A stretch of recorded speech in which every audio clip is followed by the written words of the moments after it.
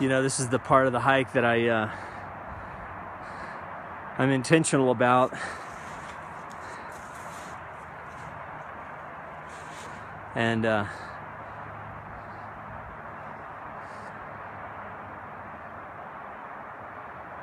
sometimes, you know, the words cease and you just sit there and look at the beauty and listen to the town. You see the hue of the sky. You see the ridge of the mountain only in the night. You see an abandoned trail. And you just see remnants of people that have been here. And I've walked these trails, so I know that every time you walk, there's something in your heart. And I just wonder, you know, I look at these paths that look like a moon landing at night. And I just think about why we're all here and why, and what nature gives to the man's soul. And you know, if you've never seen the color blue, if you didn't know what blue meant, if you didn't have the reference for blue, well, I think it's safe to say you're blueless. And blue's not in your world. And all the derivatives of blue are absent from your consciousness. The thing is you don't even know that you don't know what blue is. And until one day you see blue. And your response is,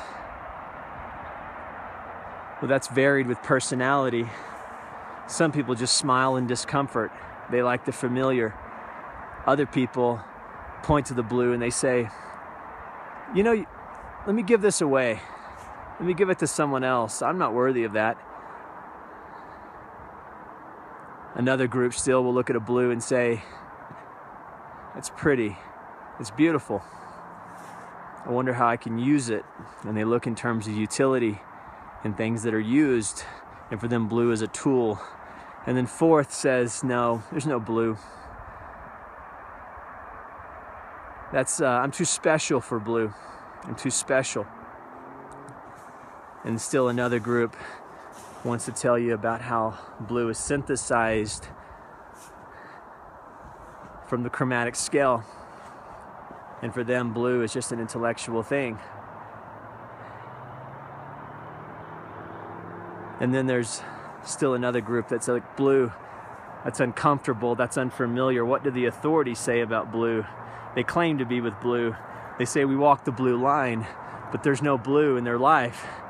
Blue becomes a beacon of power and fear, and they both fear it, and it's still a beacon. And that sixth group says, beware the blue. And then still another group simply says, that's beautiful. That's beautiful. And still another group says, I can hear that bass beat and that drum of the blue. And that blue is good. And they say it with a yawp. And they say yawp like Robin Williams said yawp.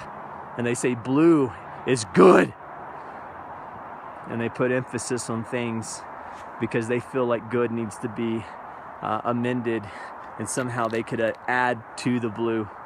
And there's still another group that will watch this and they will see the 9 and they will go, you know, I just don't want to mess with the blue. I just want a couch, a Walmart, maybe some fucking Netflix, maybe a donut. Give me just a fucking nap. Why all this talky about who the fuck is this guy, Jonny Fibonojji, whoever the fuck that is? Who is he? Who is blue? And they've talked themselves out of even the question. They realize they can run themselves to fatigue. And that's the dance of the 9 and how each person looks at blue differently. And I say it's beautiful. It's beautiful. It's beautiful, and I'm thankful for it.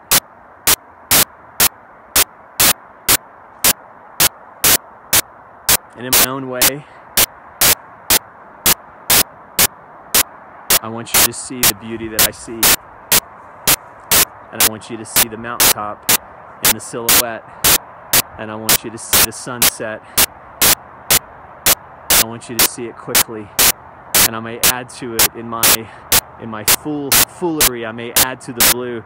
And then I'll just simply say, at some point, to the deity, whatever I name him, God or the universe, I will just simply say, you are beautiful and you are good.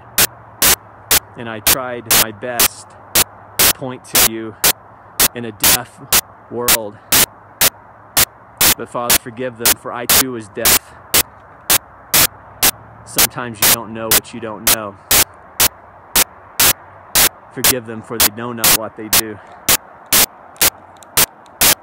And you are beautiful and you are good. And I say amen.